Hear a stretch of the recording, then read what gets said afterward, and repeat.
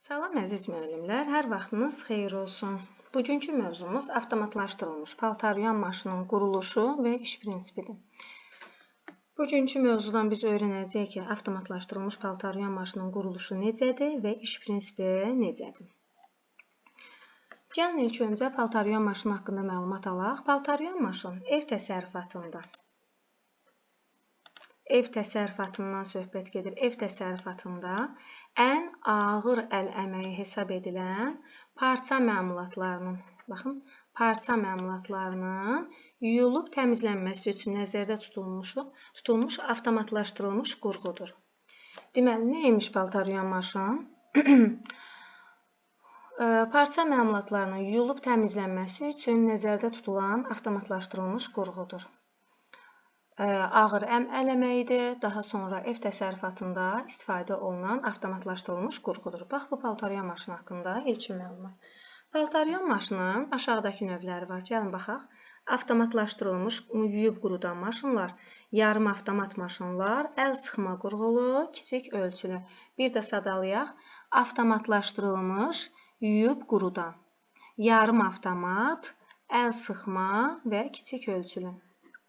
Ardıcıllıqla geçsək, hansı ki kiçik ölçülü, əl sıxma, yarım avtomat və avtomatlaşdırılmış yuyub qurudan. Necə ardıcıllıqla? Yəni kəşf olunma illərinə görə. Məsələn, kiçik ölçülü daha əvvəllər istifadə olunmuşdu. Əl sıxma qurğulu ona nisbətən biraz təkmilləşdirmişdi. Yarım avtomat da həmçinin və ən sonda avtomatlaşdırılmış yuyub qurudan paltaryan maşınları ixtira edildi.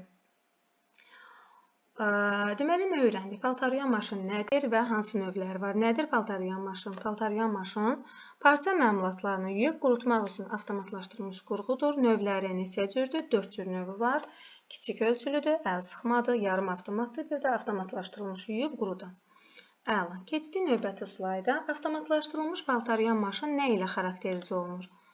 Bəli, müəllimlər, nə ilə xarakterizə olunur? Gəlin baxaq. Avtomatlaşdırılmış paltaryan maşının işində insan əməyinin az istifadə edilir. Bəli, insan əməyindən az istifadə olunur. Sadəcə düyməni basmaqla ardını paltaryan maşın özü gətirir.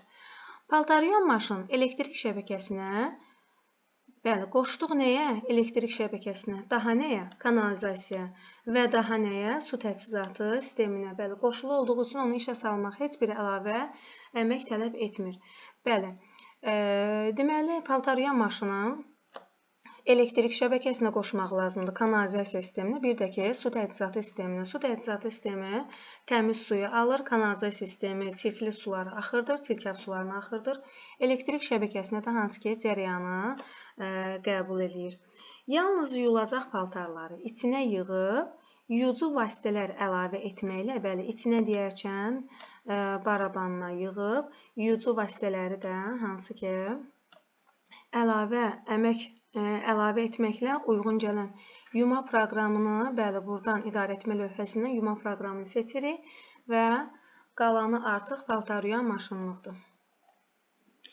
Paltaryan maşının hissələrinə baxaq. Elektrik qapaqları bloku. Elektrik qapaqları bloku, yuyucu vasitələrin bunkeri, bəli, baxın burada. Yuyucu vasitələrin paylaşdırılma bunkerini dedik, daha sonra çən, hansı ki su çənə yığılır, qızdırıcı element vasitəsilə isidirik, suyu isidirik, çənə su yığılır, daha sonra boşaltma şlanqı, baxın müəllimlər, boşaltma şlanqı. Daha sonra boşaltma nasosu, bəli, boşaltma nasosu, səviyyə relisi, baxın, suyun səviyyəsinə nəzarət eləyir və ən sonda da idarəetmə lövhəsi, bəli, idarəetmə lövhəsi də burada. Deməli, nələr var? Elektrik qapaqları bloku var, yuyucu vasitələrin paylaşdırılması bunkeri var, çən var, qızdırıcı element var, boşaltma şlanqı var, boşaltma nasosu var, səviyyə relisi var, bir də idarəetmə lövhəsi. Müəllimlər, mən sadaladıqca siz videoda göstərə bilərsiniz. Hansıdır qızdırıcı element? Bəli, qızdırıcı element budur.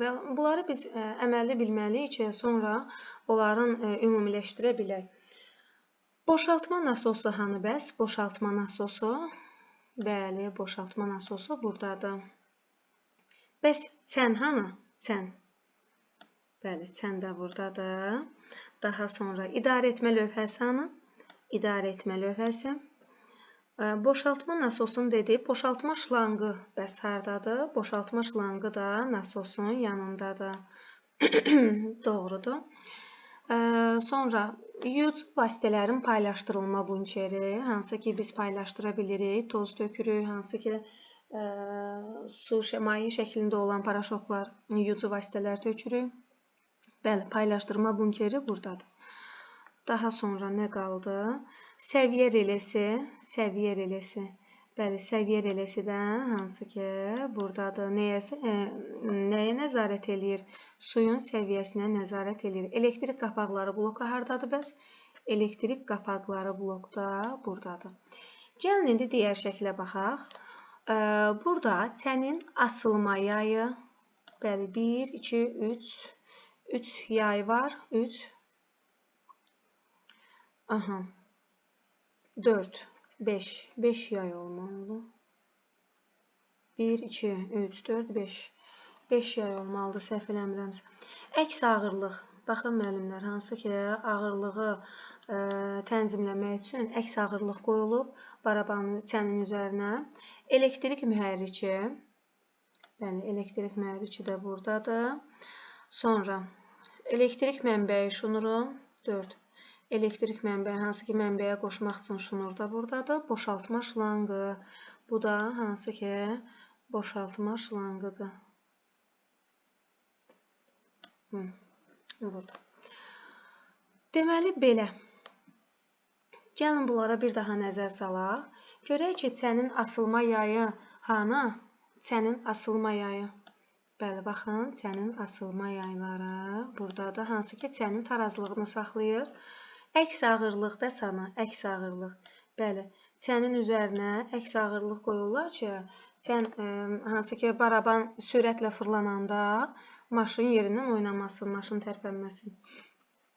Elektrik mühərriki hanı bəs? Bəli, elektrik mühərriki də buradadır. Daha sonra, bəs elektrik mənbəyi şnuru hardadır? Elektrik mənbəyi şnuru o da buradadır. Bircə qaldı boşaltma şlanqı, o da buradadır. Belə.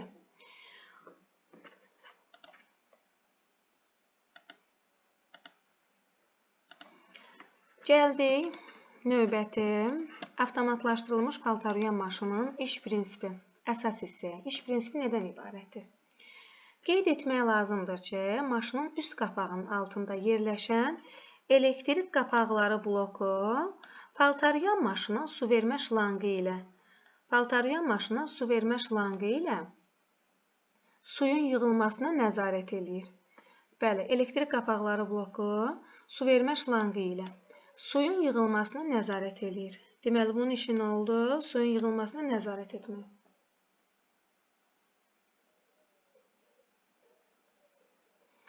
Su maşına dolduqdan sonra xüsusi nazik şlanq vasitəsilə yutucu vasitələrin töküldüyü bölməyə axır. Bəli. Hansı ki, elektrik qapaqları bloku dəstək göstərdi nəyə? Suyun yığılması, su vermə şlanqı vasitəsilə suyun yığılmasına nəzarətə. Daha sonra su neynədir? Su gəldi yutucu vasitələrin paylaşdırılma bunkerinə. Bəli, bunkerə su töküldü. Bunkerdən sonra su gedir hara? Çənə. Çənə daxil olur su. Çənə daxil oldu. Baxın, ardıcıllıq necə olacaq? Hansı ki, bu blok vasitəsilə blok nəzarət eləyir nəyə? Suyun yığılmasına. Sonra su daxil olur nəyə? Yutucu vasitələrin töküldüyü bölməyə. Daha sonra çənə. Çəndə paltarların yuyulması prosesi gedir. Çəndə paslanmayan, metaldan hazırlanmış fırlanan baraban yerləşir. Bəli, çənin daxilində, baxın, setka kimi görünən baraban yerləşir. Su çənə dolduqdan sonra qızdırıcı element işə düşür. Bəli, su çənə doldu və başlayır qızdırıcı element işə düşməyə. Barabanın fırlanması nəticəsində, bəli, hansı ki, paslanmayan, metaldan hazırlanan baraban başlayır fırlanmağa. Bu fırlanma nəticəsində titrəyişi sabitləşdirmək üçün xüsusi yayların üzərində yerləşdirilib. Barabanın fırlanması nəticəsində yaranan titrəyişi sabitləşdirmək üçün çən xüsusi yayların üzərində yerləşdirilir. Bəli, bayaq şəkildə gördüyümüz kimi xüsusi yayların üzərində yerləşdirilir. Bəs səbəb nədir? Hansı ki, titrəyişi sabitləşdirmək üçün. Bəli, özümüz üçün qeyd götürə bilərik ki, yaylar nə üçündür? Titrəyişi sabitləşdirmək üçün. Bununla yanaşı, çənin yerini təsbit etmək üçün, bəli, çənin yerini təsbit etmək üçün ona ağırlıq qüvvəsi, bəli, əks ağırlıq qurğusu da birləşdirilir. Deməli, əks ağırlıq qüvvəsi nə üçün yerləşdirildi? Çənin yerini təsbit etmək üçün. Bəs yaylar nə üçün idi? Titrəyişi sabitləşdirmək üçün. Qızdırıcı element nə üçün idi? Hansı ki, su çənə dolduqdan sonra suyu lazımi istilik həddinə çatdırmaq üçün. Daha sonra baraban nədən hazırlanmışdı? Baraban paslanmayan metaldan hazırlanmışdı. Bəs çəndə hansı proses gedir müəllimlər? Çəndə paltarların yuyulması prosesi gedir. İlk, belə deyək də, paltaryon maşını qoşduqdan sonraki proses, ilk proses hansı olur?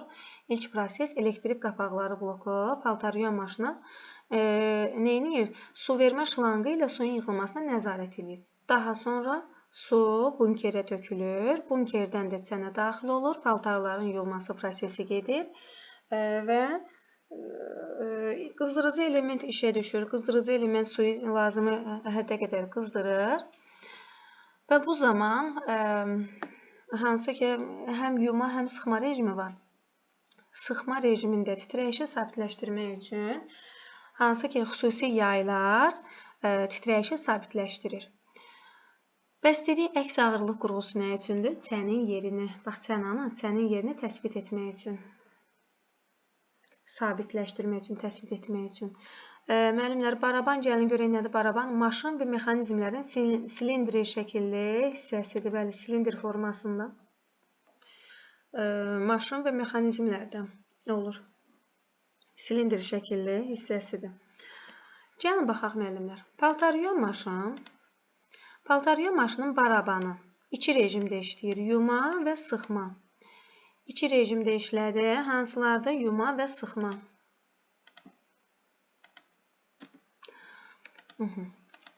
Yuma rejimində baraban növbə ilə gah bir, gah da əks tərəfə yavaş-yavaş fırlanır. Yəni, gah irəli, gah da geri fırlanır yuma rejimində. Sıxma rejimində isə onun hərəkəti sürətlənir. Nə qədər sürətlənə bilir? Müasir paltaryon maşınlarda 1 dəqiqədə 2000 dövr. 1 dəqiqə ərzində 2000 dəfə, bax belə dairə kimi, belə deyək də, fırlana bilir. Fırlanma momentinin elektrik mühərrikin valından barabanın valına ötürülməsinin iki üsulu var. Deməli, fırlanma momenti hansı ki, dəqiqədə 2000 dövr fırlanır. Gəlin görək bu necə həyata keçirilir. Fırlanma momentinin mühərrikdən hansı ki, barabana ötürülməsi iki üsulu olur. Deməli, burada biz nə öyrəndik? Öyrəndik ki, mühərrikdən hansı ki, fırlanma momentini barabana nəyin vasitəsilə ötürə bilirik? Həm qayış ötürməsi vasitəsilə, həm də intiqalla, birbaşa intiqalla. Deməli, ötürülmənin ənənəvi üsulu hansıdır? Qayış ötürülməsidir. Ən mükəmməl üsulu hansıdır? Birbaşa intiqaldır. Bəli, bunlara daha diqqətlə baxaq. Deməli, ənənəvi ötürmə qayış ötürməsi oldu. Ən mükəmməli isə birbaşa intiqal oldu. Deməli, qayış ötürməsi yüksək səs, elektrik enerjisinin israfı, sürtünmədən qayışın tez-tez yeyilib sıradan çıxması kimi nöqsanları var. Bəli, qəşəngdir, əladır, maşınımızı işə salır, düzdür? Amma səsi var, yüksək səsi var. Daha sonra enerjimizə qənaət eləyə bilmirik. Bir də ki, tez-tez hansı ki, sürtünmə nəticəsində tez-tez sıradan çıxa bilir. Bax, bu qayışdır da, qayış yeyilib sıradan çıxa bilir. Gəlin intiqala baxaq. Belə qurğularda elektrik ötürücüsü birbaşa barabanın oxuna geydirilmişdir. Baxın, ox birbaşa barabanın, belə deyək də, elektrik ötürücüsü, daha doğrusu, birbaşa barabanın oxuna geydirilir. Bu da işləmə zamanı səsin və enerjinin israfının azalmasına şərait yaradır. Deməli, biz bunları müqayisə eləsək, Ən belə mükəmməl üsul hansı oldu? İntiqal oldu. Nəyə görə mükəmməl oldu? Səs yoxdur, enerjiyə qənaət eləyə bilirik. Bəs ənənəvi üsul hansıdır? Ənənəvi üsul qayış ötürməsidir. Qayış ötürməsinin mənfi tərəfi hansı ki, zəif tərəfi nədir? Yüksək səsi var. Elektrik enerjisinə israfdan söhbət gedə bilməz. Qayış tez-tez yeyilib sıradan çıxa bilir. Maşının mexanizmində həm də səviyyə reləsi var. Səviyyə reləsi, bəli, baxın burada. Səviyyə reləsi yulan paltarların miqdarından, baxın miqdarından asılı olaraq çənə yığılan suya nəzarət edir.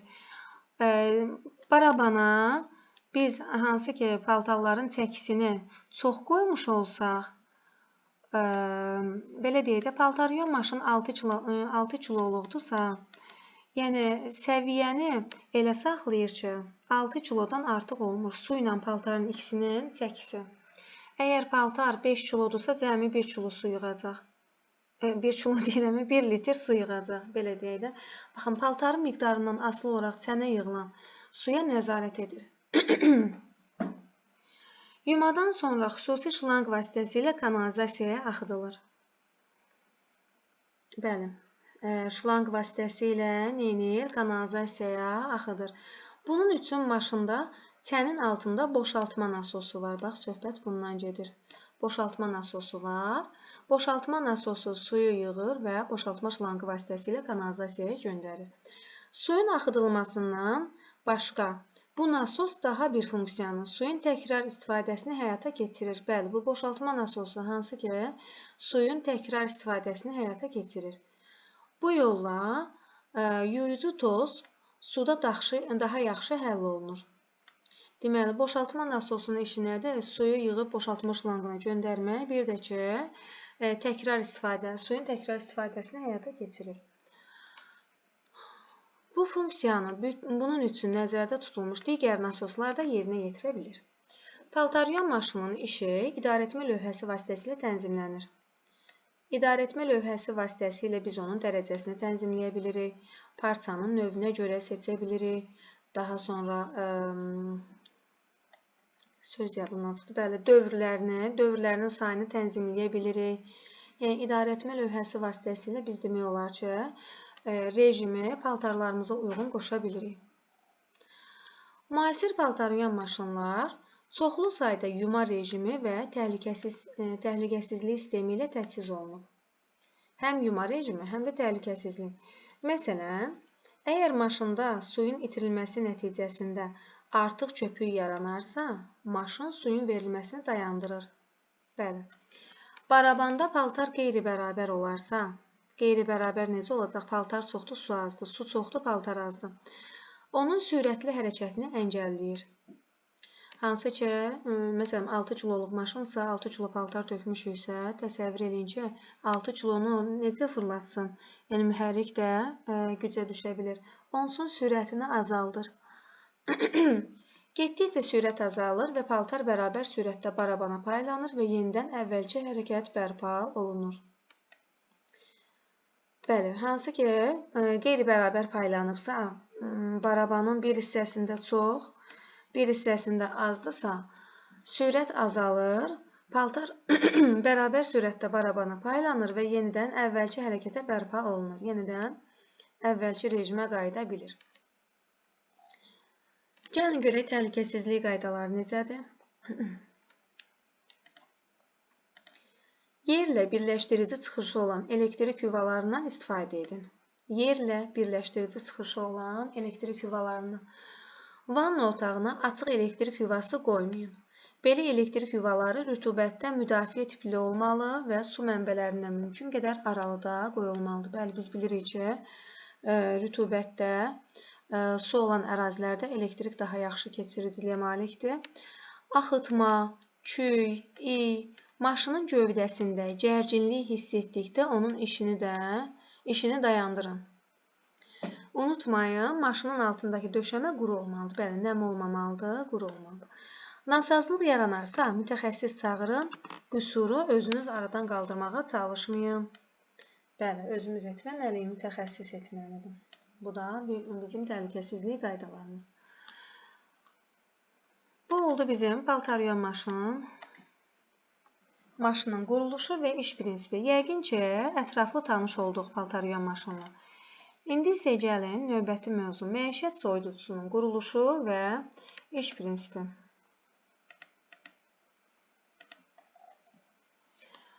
Məişət soyuducuları.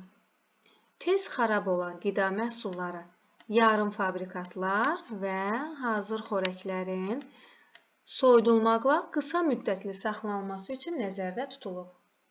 Deməli, tez xarab olan hansı ki qida məhsullarını tez yerləşdiririk soyuducuya, yarım fabrikatları yerləşdiririk soyuducuya və hazır xörəklərin soyudulmaqla, baxın, isti-isti qoymuruq, soyudulmaqla qısa müddətli saxlanılması üçün nəzərdə tutulub.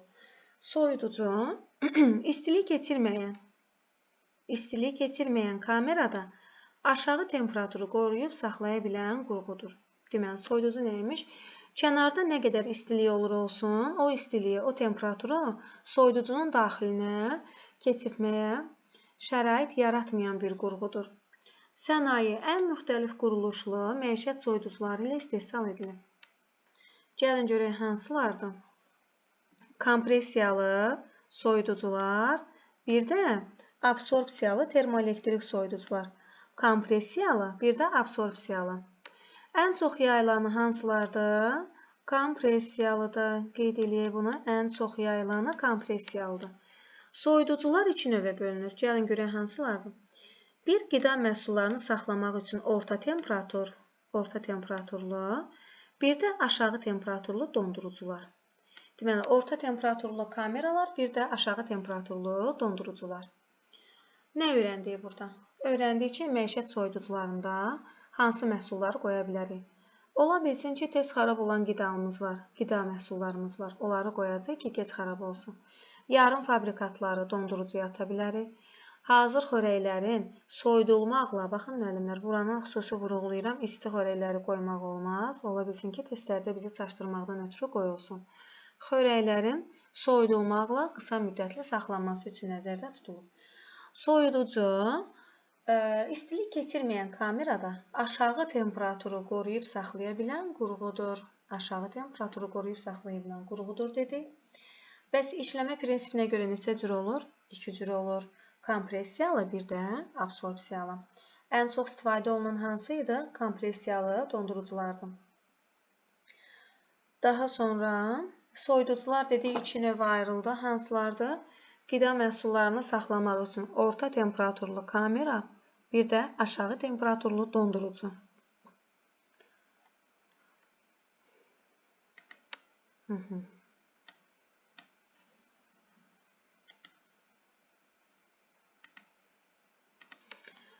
Kompressiyalı soyuducunun quruluşu necədir? Gəlin baxaq. Gəlin ilk öncə soyuducunun hissələri ilə tanış olaq. Dondurucu kameranın tutumu. Baxın, dondurucu kameranın tutumu. Sonra 1. 2 nədir? Hansı ki aralıq qutu. Baxın, aralıq qutu. Üst yeşik. 3. Üst yeşik. Deməli, dondurucu kameranın tutumu nə qədərdir? Sonra aralıq qutu, yəni ortadakı. Bir də ki, üst yeşik. Soyuducu kameranın rəfləri, baxın, 1, 2, 3 rəfi var. Bəli, soyuducu kameranın rəfləri. 5. Temperatur tənzimləyici. Bax, bunun vasitəsilə biz temperaturu tənzimləyə bilirik. 6. Soyuducunu açanda işıq yanır, bağlayanda sönür. Soyuducunun işıqlandırma qurğusu. Bura kimi nəyi öyrəndik? Hansı ki, dondurucu kameranın tutumunu öyrəndik, aralıq qatı öyrəndik, daha sonra üst yeşiyi öyrəndik. Rəfləri öyrəndik, işıq tənzimləyici, temperatur tənzimləyicisini öyrəndik, bir də ki, işıqlandırma qurğusunu öyrəndik. 7 nədir? Ağzı qapaqlı saxlama qabı. Baxın, burada qapağı var. İstəmirik də digər hansısa bir ərzaqların iyi keçsin bu belə deyək də digər ərzaqlara. Ona görə də ağzı qapaqlı saxlama qabında saxlayırıq. 8. qapağı bağlamaqdan ötürü çevrilən rəf çevrilir. Bu rəf çevrilir və qapaq bağlanır. 10 nədir? Gəlin baxaq. Rəf ayıran. Bəli. Rəf ayıran 11 daxilində, hansı ki daxilində olur.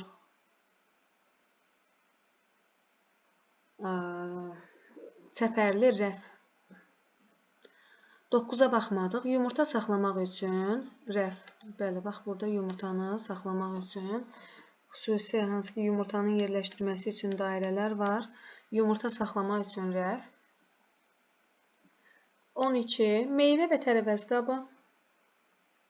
Meyvə və tərəvəz qabı. 13-dəki tənzimləyici dayaqlar. Növbəti yenidən şəklə qayıdacaq. Şəkil 1-dəki 2 qapılı soyuducunun, baxın, bir qapısı, 2 qapısı, 2 qapılı soyuducunun daxilində mənfi temperaturu qoruyub saxlayan dondurma kamerası, qida məhsullarının saxlama hissələri və məhsulların yerləşdirilməsi üçün rəfləri olan soyuducu kamera yerləşmişdir. Deməli, 2 qapılı soyuducuda mənfi temperaturda, hansı ki qoruyub saxlanan dondurma kamerası, söhbət buradan gedir. Qida məhsulları üçün saxlama hissələri, soyuducunun aşağı hissəsi. Qida məhsulları harada qalır? Məhsulların yerləşdirilməsi üçün rəflər, soyuducu kamera yerləşir. Soyuducunun maşın bölməsində soyuducu aqreqat var, hansı ki arxa divarındadır. Kameralar soyuducunun bayır divarlarından istilik keçirməyən materialdan xüsusi qatla ayrılır.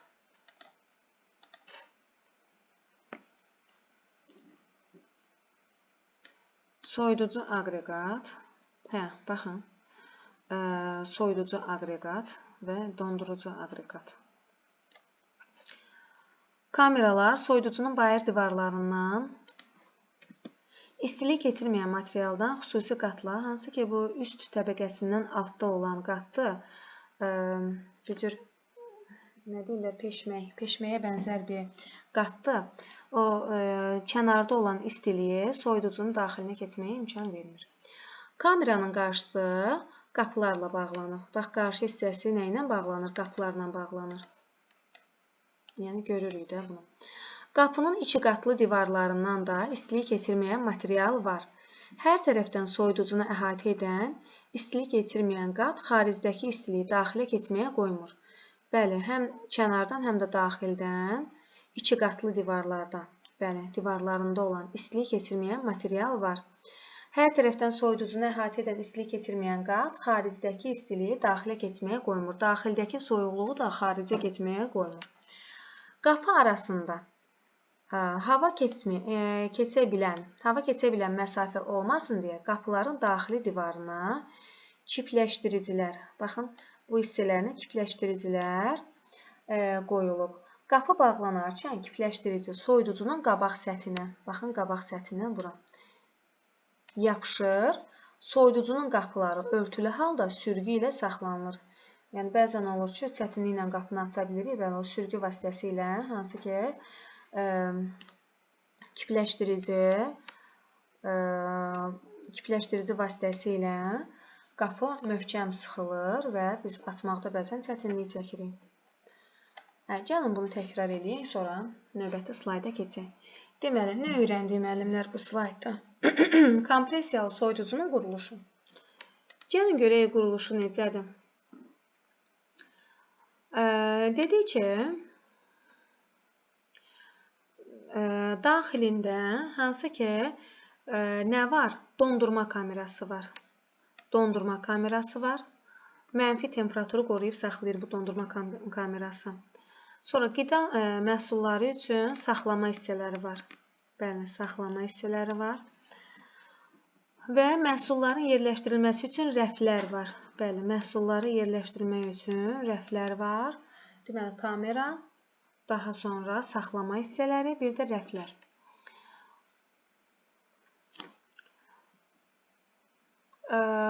Kameralar hansı ki bayırda olan istiliyi keçirməsin deyə nə ilə örtülübdür? İstiliyi keçirməyən xüsusi materialla, xüsusi qatla örtülüb. Daha sonra kameranın qapıları, belə deyək də, soyuducunun qapıları hansı ki kamera ilə necə olur? Qarşılıqlı olur, qarşısında olur. Sonra kənarda olan istiliyi hansı ki soyuducunun daxilinə keçməməsinə şərait yaradan hissə nə idi? Hansı ki xüsusi materialdan hazırlanan istiliyi, belə deyək də, xüsusi materialdan hazırlanan qatdır. Bu qatlar vasitəsilə kənarda olan istiliyi daxilə keçmir.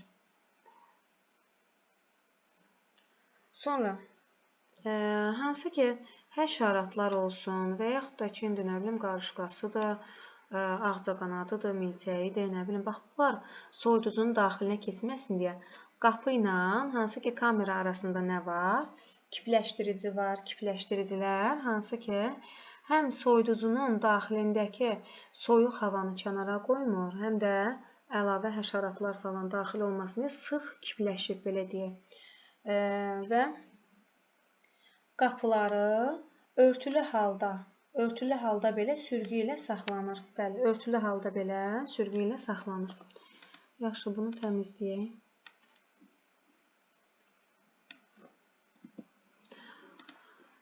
Gəlin baxaq müəllimlər. Rəflər hansıları idi? Rəflər. Soyuducu kameranın rəfləri. Bəli, 1, 2, 3 rəfi var. Bəs temperaturu nə tənzimləyir kamera soyuducuda? Bəli, temperaturun tənzimlənməsi üçün, bəli, temperatur tənzimləyicisi. Sonra ağzı qapaqlı saxlama qabı hardadır? Ağzı qapaqlı saxlama qabı buradadır. Bəs yumurta rəfi hardadır? Yumurta rəfi də buradadır. Meyvə tərəvəzlərinin saxlanması üçün qab hardadır? Meyvə tərəvəzlərinin saxlanması üçün qab buradadır. Aralıq qutu hardadır? Aralıq, arada olan. Baxın, aralıq qutu, bu arada olandır. Üst yeşiyi hanı bəs? Bəli, üst yeşiyi də ki, üstdə olandır. Bəs dondurucu kameranın tutumu? Bəli, bu da birinci gələndir. Bəs tənzimləyici dayaqlar hansılardır? Tənzimləyici dayaqlar, baxın, 4 dənə tənzimləyici dayağımız var. İkisi öndə, ikisi arxada. Çəpərli rəf hardadır bəs? Çəpərli rəf, hansı ki bankaların qoyulması üçün. Sonra çevrilən rəf hardadır? Hansı ki çevrilən rəf də buradadır. Çevrilən rəf vasitəsilə biz ağzı qapaqlı saxlama qabında istədiyimiz əşyalar, istədiyimiz qidaları qoya bilərik. Nə qaldı? Soyuducunun işıqlanması üçün istədiyimizi axtarıb tapaq deyə qaranlıqda da hətta biz nədən istifadə edirik? Soyuducunun daxilindəki işıqdan istifadə edirik. Keçək növbəti slayda. Ümidvaram ki, yaddan çıxan hissə olmadı.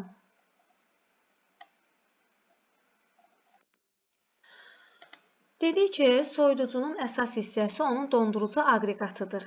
Dondurucu aqreqat, baxın müəllimlər.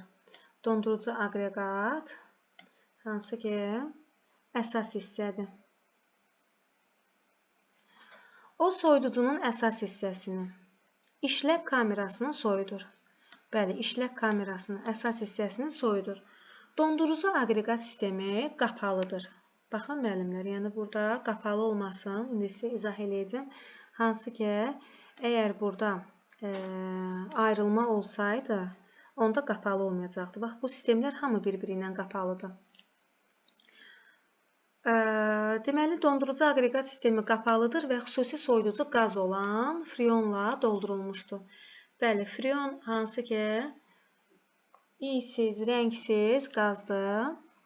Dedik ki, freonla doldurulub. Gəlin görək,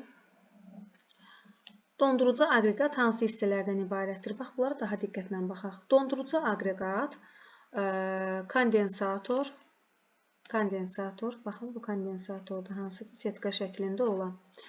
Buxarlandırıcı, soyuducunun yuxarı hissəsində olan, baxın, bu hissəsidir. Bir də kompresor. kompresor. Deməli, dondurucu aqreqat hansı hissələrdən ibarətdir? Bunun əlimlə ayrı-ayrı şəkillərlə vermişəm ki, daha yaxşı yadınızda saxlayasınız. Dondurucu aqreqat kondensatordan, buxarlandırıcıdan, bir də kompresordan ibarətdir. Ümidvaram ki, bu şəkillər üzrə unutmayacaqsınız. Bəs kompresor nədir, müəllimlər? Kompresor havanı, buxarı, qazları sıxmaq üçün qurğudur. Bunun işi nədir? Havanı, buxarı, qazı sıxır. Bir də baxaq, görək nə öyrəndik. Deməli, soyuducunun əsas hissəsi nə oldu? Dondurucu aqreqat oldu. Bəs bunun işi nədir? Hansı ki, işlək kameranı soyudur. Əsas hissəni soyudur. Dondurucu aqreqat. Bəs necə sistemlə təchiz olunub? Qapalı sistemlə. Bəs hansı qazla doldurulub? Soyuducunun hansı ki, dondurucu aqreqat hissəsi freonla doldurulmuşdu. Bəs kompresor nə idi? Havanı, buxarı, qazı sıxmaq üçün qurğu idi. Bir də baxaq, neçə yerə bölündü? Dondurucu aqreqat, 3 yerə kondensator, buxarlandırıcı, kompresor.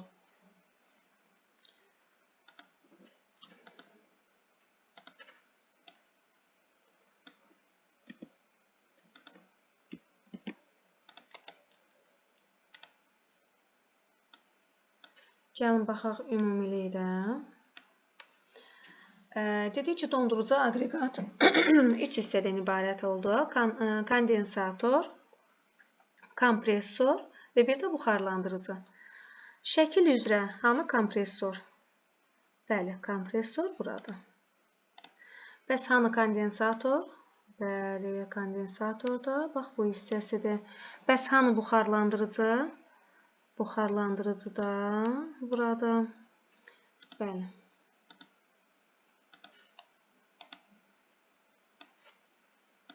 Mən bunları siləm. Həm də şəklimizi silək. Gəlin görək müəllimlər, freon nədir? Ətraflı baxaq. Freon rəngsiz, iysiz qaz və yaxud da mayedir. Rəngsiz, iysiz qaz və yaxud da ki, mayedir. Hər bir duru maye kimi o qaynama vəziyyətində ətrafdakı istiliyi özünə çəkir. Əksəriyyət qazlar kimi müəyyən təzyiq və temperaturda kondensasiya eləyir. Deməli, bunun işi nədir?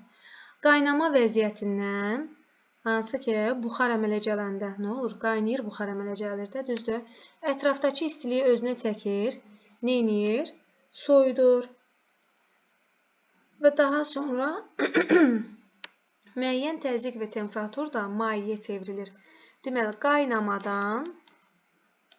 qaynamadan soyudulmaya, soyudulmadan da mayeyə çevrilir. Deməli, hər bir duru maye kimi qaynama vəziyyətində ətrafdakı istiliyi özünə çəkir, əksəriyyət qazlar kimi müəyyən təzyiq və temperaturda kondensasiya eləyir. İndi gəlin bunlara baxaq. Qaynama vəziyyətində buxar əmələ gətirir. Düzdür? Buxar əmələ gətirir. Buxar əmələ gəlir və soyuyur. Hansı ki, buxar əmələ gələndə ətrafdakı istiliyi özünə çəkir, soyuyur. Soyuduqdan sonra başlayır müəyyən təzyiq və temperaturda kondensasiya eləməyə. Kondensasiya etmək də nədir? Mayeyə çevrilir. Ətraf mühitə istilik ötürür. Ətraf mühitə istilik ötürsə də soyuducunun daxilini soyudur. Gəlin slayda bir də nəzər gəzdirək, nəzər salaq. Deməli, freon nə oldu? Freon rəngsiz, iysiz, qaz və yaxud da mayedir. Bunun işi nədir? Qaynama vəziyyətində ətrafdakı istiliyi özünə çəkir və müəyyən təzyiq və temperaturda kondensasiya eləyir. Yəni, qaynayan zaman buxarlanır. Buxarlandıqdan sonra başlayır soyumağa, soyuyur və başlayır mayeyə çevrilməyə və ətraf mühitə istilik ötürür. Ətraf mühitə, yəni kənara, soyuducudan söhbət getmir, kənara. Gəlin görək, bəs bu necə işləyir? Ən maraqlı hissəsi demək olar ki, dondurucu aqreqatın necə işləməsidir. Dondurucu aqreqatın iş prinsipi belədir. Mühərrik kompresor hansı idi? Mühərrik kompresor bayaqları öyrəndik. Bəli, mühərrik kompresor freonun buxarını buxarlandırıcıdan çəkir. Buxarlandırıcı hansı idi? Buxarlandırıcı da buydu. Dondurucu aqreqatın 3 əsas hissəsi. Deməli, mühərrik kompresordan neynədi? Freonu buxarlandırıcıdan çəkir. Bəli, buxarlandırıcıdan freonu çəkdi. Baxın burada. Çəkdi və onları kondensatora ötürdü. Kondensatoranı, baxın kondensatorda budur. Ötürdü hara? Bax, buradan çəkir, buradan da ötürür kondensatora. Daha sonra, bunlara silim ki, qarışıqlıq olmasın. Kondensatora ötürür. Kondensatorda, bax burada, freonun buxarı başlayır soyumağa. Soyuyandan sonra neyniyir? Mayeyə çevrilir. Bura kimi təkrarlayaq. İlk iş nə oldu? Mühərrik kompresor buxarlandırıcıda olan freonu neyniyir? Özünə çəkir. Bax, birinci addım mühərrik kompresordan başlayır. Freonu neyniyir? Özünə çəkir. Və hara ötürür? İkinci addım kondensatora ötürür. Kondensatorda nə baş verir? Freonun buxarı başlayır soyumağa və mayeyə çevrilir. Sonra duru maye halında freon qurutma kanallı filtr, süzgəc filtr və kapilyar boru kəməri vasitəsilə buxarlandırıcıya daxil olur. Deməli, neynədi? Kondensatora ötürdü. Kondensatordan gəlir quruducu filtrə. Quruducu filtrdə də kapilyar boru vasitəsilə yenidən hara qayıdır? Buxarlandırıcıya. Bəli, buna görə deyirik ki, qapalı, dondurucu aqreqat qapalı sistemdir. Yəni, sadəcə dövr eləyir burada. Deməli, kondensatordan quruducu filtrə, quruducu filtrdən, baxın, 2, 3, hansı ki, bir buydu, 2, buraydı buxarlandırıcı, 3, kondensator idi, 4, quruducu filtr, yəni ardıcıllığı yazıram bura ki, 4-cü quruducu filtrdən sonra kapilyar boruya, borudan da 6-cı yenə gəlir hara? Buxarlandırıcıya. Yəni ardıcıllıq bu cür olur. Buxarlandırıcıya daxil olur. Freon buxarlandırıcıya daxil olarkən onun təzyiqi kondensasiya təzyiqindən qaynama təzyiqinə qədər düşür. Baxın, mayədən qaynama təzyiqinə qədər düşə bilir. Bu proses nə adlanır? Droselləşdirmə adlanır. Droselləşdirmə nədir, müəllimlər? Hansı ki, mayenin, bax, burada qeyd olunub. Diqqətlə baxaq. Mayenin, qazın, buxarın təzyiqinin və işlənməsinin nizama salınması. Bəli, nə edir burada? Proses droselləşir, yəni nizama salınır.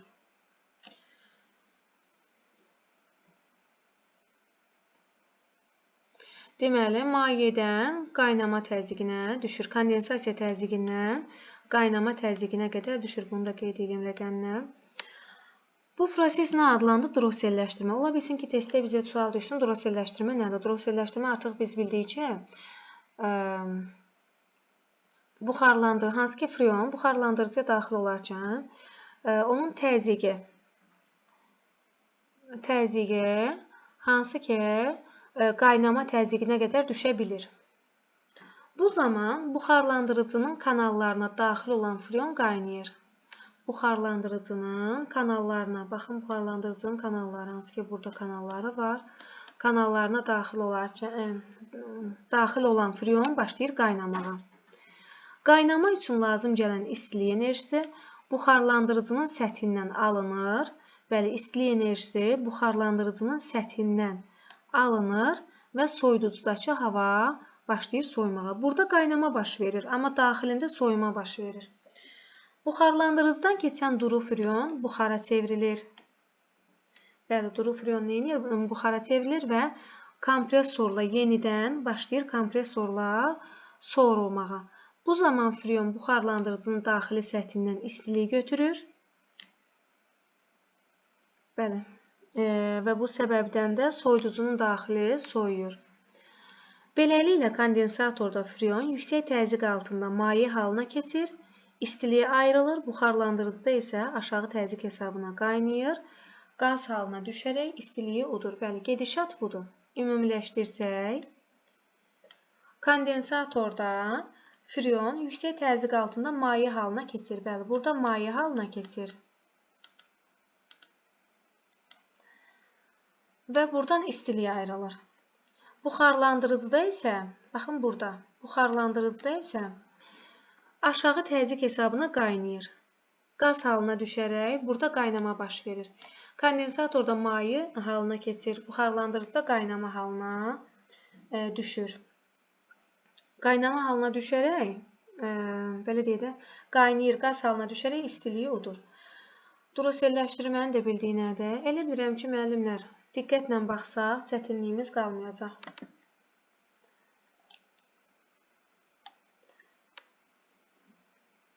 İzah eləmədiyim hissə qalmadı.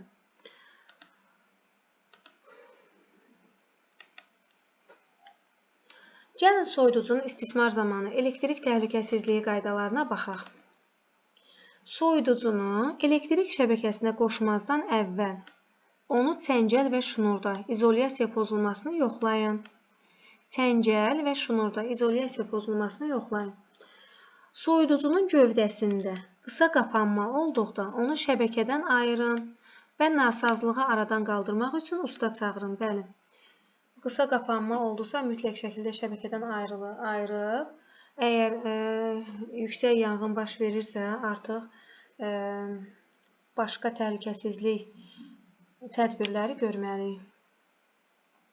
Çünki qısa qapanma ani bir moment baş verir və yanğın baş verir. Soyuducuya və yerlə təbii birləşməsi olan qurğulara eyni zamanda toxunmayın. Soyuducuya və yerlə təbii birləşməsi olan qurğulara toxunmayın. Bu, yerlə birləşməsi olan qurğular hansı ki, qaz filtrəsi ola bilər, qızdırıcı radiator ola bilər, su kəməri, kranı ola bilər. Bəli, eyni zamanda toxunanda cüzi miqdarda elektrik keçirə bilir. Soyuducunun daxilini, yəni başıma gəlib deyə deyirəm ki, cüzi miqdarda.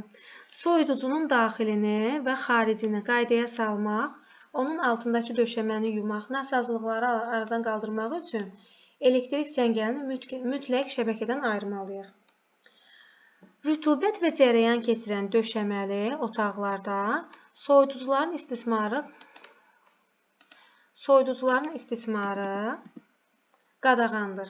Harada ki, rütubət var, cərəyan keçirən döşəməli otaqlar varsa, burada soyuducuların istismarı qadağandır. Yanğından mühafizə məqsədi ilə soyuducuda gücü 15 wattdan çox olan lampa quraşdırmaq qadağandır. Hansı ki, biz bax burada lampa quraşdırmışdıq. Bax burada. Deməli, bunun vattı nə qədər olmalıdır? 15 wattdan çox olmamalıdır.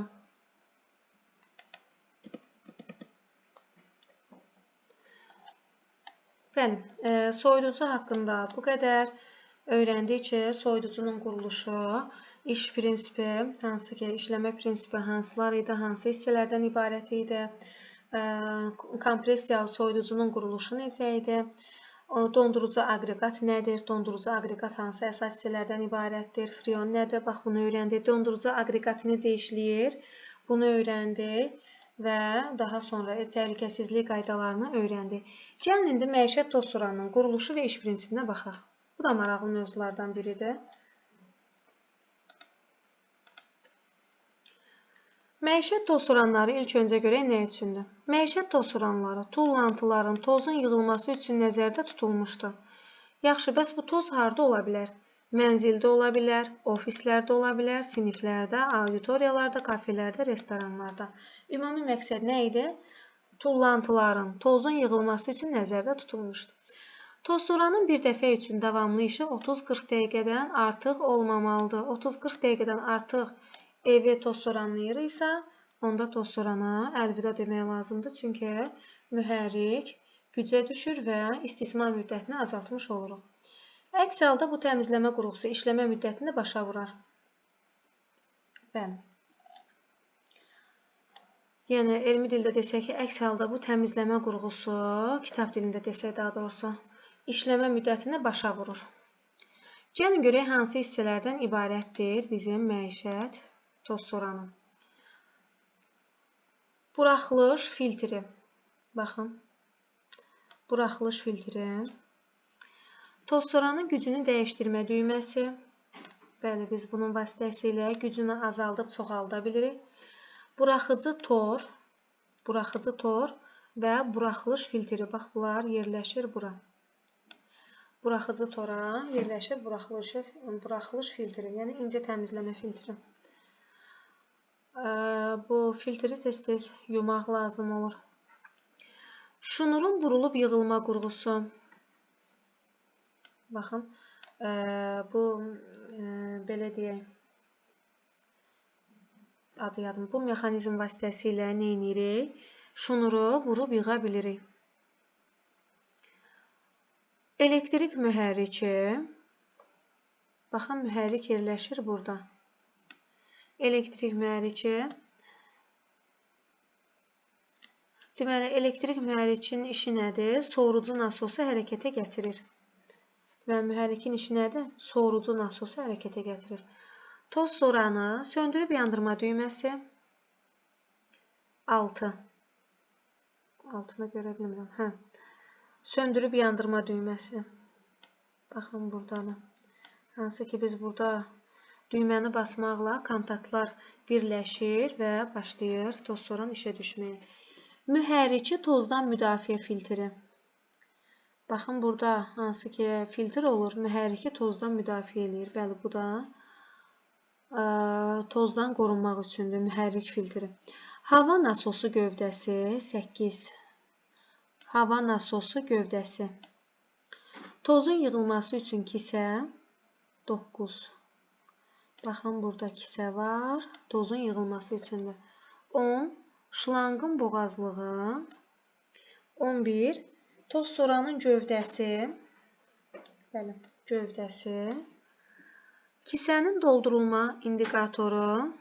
12. Baxın, buradadır. Hansı ki, kisə dolanda və yaxud da ki, biz uzun müddət şotkanı xalçaya basılı saxlayanda bu filtr, daha doğrusu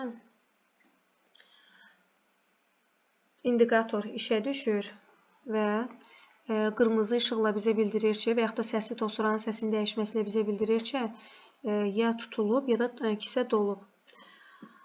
Toz soran üçün ucluqlar, bunlar da hansı ki ucluqlardır. Karandaşımı itirdim. Bu da müxtəlif ucluqlardır ki, biz bunun vasitəsilə təmizlik işləri aparırıq. Müasir toz soranlar tozluğun quruluşuna görə fərqlənirlər. Toz soranlar nəyinə görə fərqlənir? Tozluğun quruluşuna görə.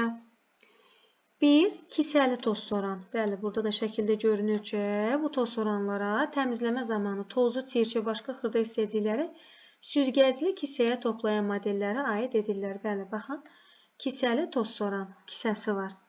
2. Siklon tipli toz soran. Bu toz soranlarda tozun yığılması üçün kisə yoxdur. Əvəzində toz mərkəzdən qaçma qüvvələrinin hesabına hava selindən ayrılır və çıxarıla bilən xüsusi konteynerə yığılır. Bəli, baxın, kisəni əvəz edir burada konteyner. Konteynerin işi nədir? Hansı ki, mərkəzdən qaçma qüvvənin hesabına hava selindən ayrılır və konteynerə yığılır. Nə? Toz. Növbəti, su süzgəcli toz soran. Su süzgəcli toz soran. Bu növ toz soranlarda təmizləmə havanın su olan qaba püskürülməsi yolu ilə həyata keçirilir. Bəli, çirkablar, tozlar, hansı ki, hara tökülür? Su süzgəcli qaba tökülür. Su olan qaba tökülür. Deməli, tozluğuna görə öyrəndiyi neçə cür oldu? 3 cür oldu. Hansılardır? Kisəli toz soranlar, siklon tipli toz soranlar, bir də ki, su süzgəcli. Kisəli toz soranlarda kisə var, siklon tipli toz soranlarda hansı ki konteyner var, su süzgəcli toz soranlarda da su olan qab var. Yəqin ki, testlərdə uyğunlaşdırmalarla rastlaşacağıq. Gəlin görək toz soran nədir, müəllimlər? Toz soran hava kütləsi vasitəsilə tozu və tullantıları sorub təmizləmək üçün qurğudur. Bəli. Hava kütləsinə ehtiyacımız olur və bu hava kütləsi vasitəsilə tozu, tullantıları sorub təmizləmək üçün qurğudur. Bəs bu hansı ki hava kütləsindən istifadə etdik, tozu, tullantıları sorduq. Bəs bunları harda yığaq, neyniyək? Sorulan toz və çir toz soranın tozluğunda yığılır. Mütəmadi olaraq oradan kənarlaşdırılır. Bəli, biz tozu yığırıq, toz yığıldı və onu tozluqdan kənarlaşdırırıq. Bəs toz soranın gücü nə qədərdir? Məişət toz soranın gücü 2000 wattdan artıq olmur. Bəli, 2000 wattdan artıq olmur. Bəs fırlanma tezliyi nə qədər olur? Turbinlərin fırlanma tezliyi 18-22 min dövr dəqiqə arasında dəyişə bilir. 18-22 min dövr dəqiqə arasında dəyişə bilir. Bəs bunun tutumu nə qədərdir? Məişət tozsoranının tullantı yığan kisənin tutumu 1,5, 1,8, yəni 1 kilo yarım, 1 kilo 800 qram ola bilir. 1,5, 1,8 kiloqram ola bilir. Bəs hansı ki biz tozu, tullantıları kisəyə yığdıq, düzdür? Bəs bu kisənin materialı necə olur? Kisə parça materialdan olur. Bəs bu tozsoranın görünüşü necə olur? Məişət tozsoranı adətən kiçik ölçülü olur, yığcam olur və mənzildə az yer tutur. Yaxşı, gəlin slayda yenidən nəzər salaq. Dedik ki, tozsoran nə idi müəllimlər? Toz və tullantıları sorur. Nəyin vasitəsilə? Hava kütləsi vasitəsilə. Bəs çirk harada yığılır? Çirk hansı ki tozluqda yığılır.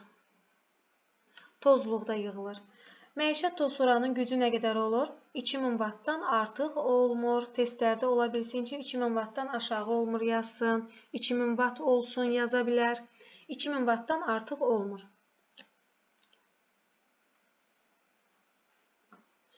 Yəni, bəzən kitabda necədirsə, eyni sözü bizdən istədiyinə görə, yəni 2000 wattdan artıq olmur, görərsək onu olacaq. Fırlanma tezliyi necə olur? Fırlanma tezliyi 18-22 min dövr dəqiqə arasında dəyişir. Bəs hansı ki, tullantıların tutumu nə qədər olmalıdır? 1,5, 1,8 kiloqram olmalıdır. Bəs kisənin materialı necə olmalıdır? Parça olmalıdır.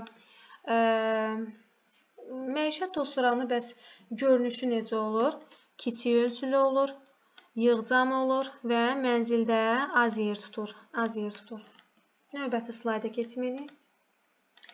Məişət tozsoranı hansı hissələrdən ibarətdir? Məişət tozsoranı gövdədən və şəkil 1-də göstərilmiş digər hissələrdən ibarətdir. Bəli, baxın, şəkil 1-də göstərilən hansı ki, buraxılış filtri idi, buraxıcı toru idi. Gücünün dəyişmək üçün düyməsi idi, şnurun burulması üçün qurğu idi, elektrik mühərriki idi, bu elektrik mühərriki də sorucu nasosu hərəkətə gətirirdi, tozsoranı söndürüb yandırma düyməsi idi, mühərriki tozdan müdafiə edən filtrdir, daha sonra hava nasosunun gövdəsi idi, şlanqın boğazlığıdır, sonra tozsoranın gövdəsidir, kisənin doldurulma indikatorudur və bir də tozsoran üçün ucluqlar idi. Baxın, bu hissələrdən ibarətdir. Təmizlik işləri aparılan zaman tozsoranın sorduğu zibil, toz, çirk burada toplanır. Harada? Bax, bunlarda. Tozsoranın mühüm hissələrindən biri onun tozluğudur. Tozluqlar üç cür olur. Dəyişilməyən, yəni parçadan hazırlanır. Bunu dəyişmirik. Yuya bilərik, quruda bilərik, yenidən yerinə qoya bilərik. Dəyişdirilən, yəni kağızdan bir dəfə istifadə elədik, bir neçə dəfə belə deyək də istifadə elədik, doldu və bunu biz atdıq. Daha sonra plastikdən, hansı ki konteyner formasında plastikdən ibarətdir. Dedik ki, məişət tozsoranı gövdədən və şəkil 1-də göstərilən hissələrdən ibarətdir. Gəlin baxaq tozsoran dəyişilən və dəyişilməyən tozluqlardan, bəli, bu tozluq hissəsidir. Mühərriki tozdan müdafiə filtrindən, bir də son təmizləmə filtrindən, müdafiə filtri, son təmizləmə filtri, bir də tozluqdan ibarətdir. Məişət tozsoranın iş prinsipi necədir?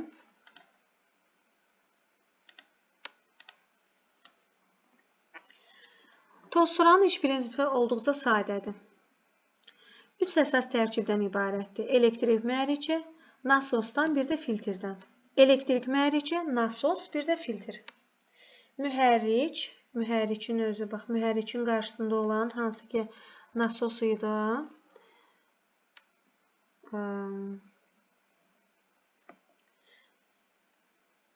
Baxın, bu mühərrikin qarşısında olan sorucu nasosu hərəkətə gətirir.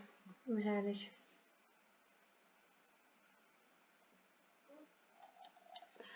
Daha sonra Dedik ki, tozsoranın işi ondan ibarətdir ki, elektrik mühərriki nasosun köməyi ilə tozsoranın şotkası altında havanı seyrəkləşdirir.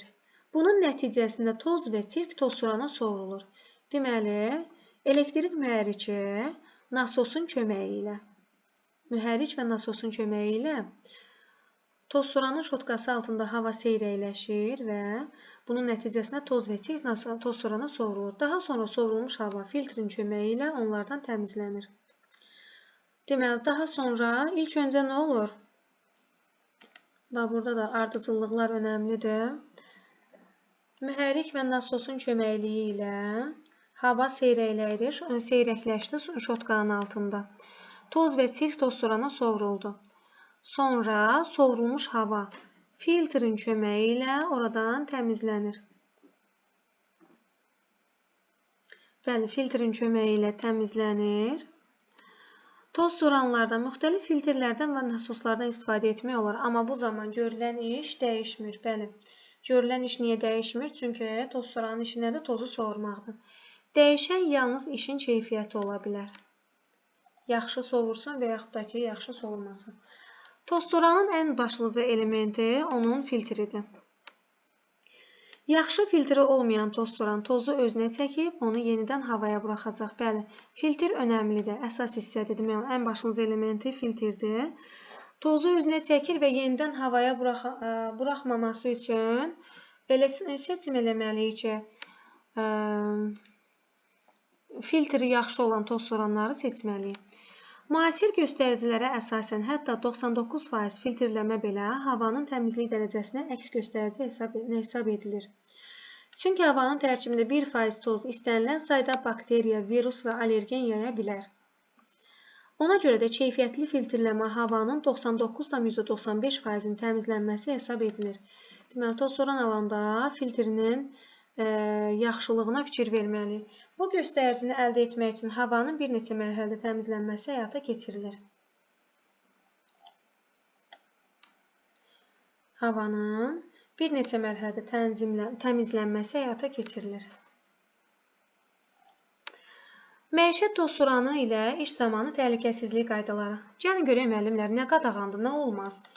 İşi bitirdikdən sonra tozsoranı işlək vəziyyətdə qoymaq olmaz. Bəli, işlək vəziyyətdə qoymaq olmaz. Tozsorandan nəm səthlərinin təmizlənməsi üçün istifadə etmək. Nəm səthlərinin təmizlənməsi üçün istifadə etmək. Bu da hansı ki, tozlu tozsoranlara aiddir. Tozsoranın şnurundan tutub o tərəf bu tərəfə sürmək olmaz. Xanımların ən çox etdiyi, hansı ki, şnurdan tutub tozsoranı çəkirik. Şnuru qapının arasında qoymaq, onu sərt künclərdən çəkib çıxartmaq, bəli, olmaz. Tozsoranın çəngəlinə yaş əllə toxunmaq olmaz. Tozsoranın ucluqları və borusu tıxandıqda onunla işləmək. Əgər borusu tıxanıbsa, ucluqlar tıxanıbsa, mütləq bu problemi aradan qaldırmaq lazımdır. Niyə? Çünki mühərrik gücə düşə bilir və istismar müddətini azaltmış olur. Yana da bilər. Şəbəkəyə qoşulu tozsorandan tozluğu təmizləmək üçün çıxartmaq. Neyinirik? Şəbəkədən ayırırıq, sonra tozluğu təmizləmək üçün çıxarırıq. Belə müəllimlər, bu günləri hansı ki 3 mövzuya toxunduq. Mövzulardan hansıları idi? Avtomatlaşdırılmış paltaryuyan maşının quruluşu və iş prinsipi idi. Daha sonra soyuducunun quruluşu və iş prinsipi idi. Və bir də məişət tozsoranın quruluşu və iş prinsipi idi. Ümidvaram ki, dəstək göstərə bildim sizlərə müəllimlər. Növbəti dərs görüşmək ümidi ilə sağ olun.